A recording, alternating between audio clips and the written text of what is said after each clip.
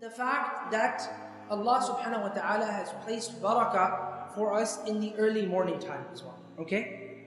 That's what the Prophet sallallahu alaihi wasallam said. بُورِكَ لِأُمَّتِي فِي بُكُورِهَا. Allah subhanahu wa ta'ala has placed barakah for my nation within the early morning times.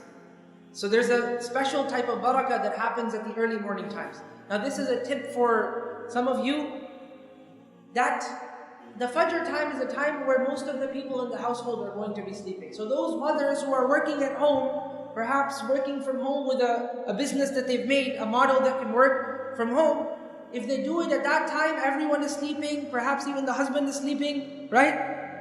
Inshallah, the husband prayed Fajr and then went to sleep, right? Or even better yet, the husband is also up after Fajr. But this time, there's no distractions really. And Allah has placed a special type of barakah during this time. Anything that you want in your life to be Mubarak, use this early morning time. Especially the time from after Fajr till Tulu' al-Shams, till the sun rises. That is the most Mubarak time. That is one of the most Mubarak times for a person to do anything. Whether that be memorizing the Quran, whether that be reading something, whether that be business even. That's why the narrator of this particular hadith, Sakhr al-Ghamidi, radiyallahu ta'ala anhu, he realized the potential of this hadith. So in the morning time, he would do his transactions after Fajr.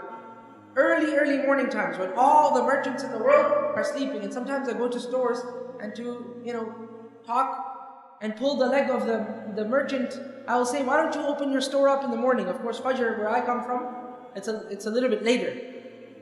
So I say, why don't you open it up around 6 o'clock, This is 6 o'clock, no one will be here. Then I tell them this hadith. Even if no one is here, Allah subhanahu wa ta'ala will place barakah. Who is going to be there even in the Mediterranean society?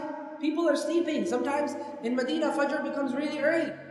Some people are going to go to sleep. Not everybody is going to be practicing this. He realized to practice. So in the morning time, he would conduct all of his transactions right in the early morning. So the Sahaba, they said that فَكَثُرَ مَالُهُ وَأَثْرَى. His wealth became very much, and he became very, very wealthy, because he would conduct all of his business right in the early morning time. To a degree that some of the narrators, they said that he had so much money that he didn't even know where he should put it. Like he didn't have enough room in his house to keep his money. Now, of course, nowadays we have banks, but at that time they had to keep money in their houses, so he didn't have room in his house to place money.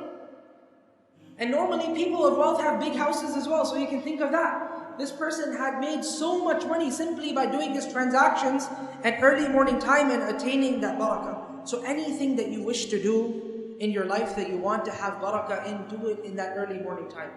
Especially the time that is between the end of Fajr Salah until the sun rises, and even after that, the barakah. But that is the really Mubarak time for a person to do dhikr, for a person to even conduct business after he's done the adhkar of the morning, and so on and so forth.